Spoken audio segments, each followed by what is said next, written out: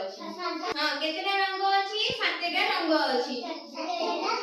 ହଁ ଆମେ ଏଠି ସେ ରଙ୍ଗ ବିଷୟରେ ସବୁ ଜାଣିବା ହେଲା। ବାଘ ନିଶ ହନାଲା ବିଷୟରେ ଜାଣିଛ? ହନାଲା ହେଲା। ସେଇଥିରୁ ଆମେ ଜାଣିବା ଯେ 7ଟା ରଙ୍ଗ ଅଛି। ମୁଁ ଏଠି କଣ ଲେଖିଲି? ବା ଘ ନି ସ। ତାପରେ ମୁଁ ଏପଟେ ଲିଖିବି ନା ଲା। ଆମେ ଆର ବିଷୟ ସବୁ ଜାଣି ଆଜି ହେଲା। ଆ ବିଷୟରେ ଆମେ ଆଜି ଜାଣିବା ହେଲା। ବାରେ ବାଇଗଣି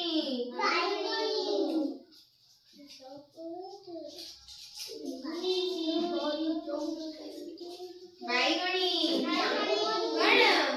ବାରେ ବାଇଗଣି। ଘରେ ଘନ ନୀଳ କଣ? ଘନ ନୀଳ। ତାପରେ ନୀରେ ନୀଳ ନୀରେ ନୀଳ। ସଏ କଣ ହବ କହିଲ? ସଏ କଣ ହବ? ସବୁଜ। ସଏ କଣ ହେଲା? ବାରେ ବାଇଗଣି ଘରେ ଘନ ନୀଳ ନୀରେ ନୀଳ ସରେ ସବୁଜ। ଜାଣିଲ? ତାପରେ ହରେ କଣ ହବ କହିଲ? ହରେ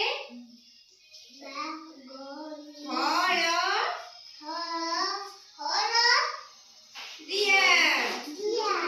ହଳଦିଆ ରଙ୍ଗ ଜାଣିଛନ୍ତି?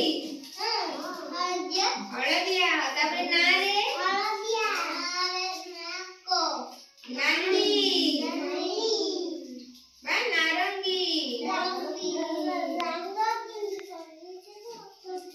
ତାପରେ ଲାରେ ଇଆଡେ ଶୁଣ। ଲାରେ କଣ ହବ? ଲାଲ। କଣ ହେଲା? ଜାଣିଲ ସବୁ? ଏ ବାରେ କଣ ହେଲା? ବାଇଗଣି। ଘନ ନୀଳ ନୀରେ ନୀଳ ସରେ ସବୁଜ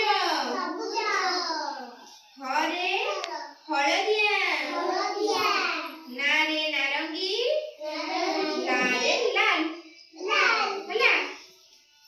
ବାଘ ନିଶ ହନାଲା। ଜାଣିଲ ହେଲା? କଣ ଆମେ ଜାଣିଲେ? ବାଘ ନିଶ ହନାଲା। କଣ ଏଇଟା ଲେଖା ହେଇଛି? ବାଘ ନିଶ ହନାଲା ହେଲା। ଜାଣିଲ? ଆଉଥରେ କହିଲ କଣ ଏଇଟା? ନିଶ। ହଁ ବାରେ କଣ କହିଥିଲି? ବାଇଗଣି। କଣ କହିଥିଲି? ବାଇଗଣି। ଘରେ ଘନ ନୀଳ ନୀରେ ନୀଳ ସରେ ସବୁଜ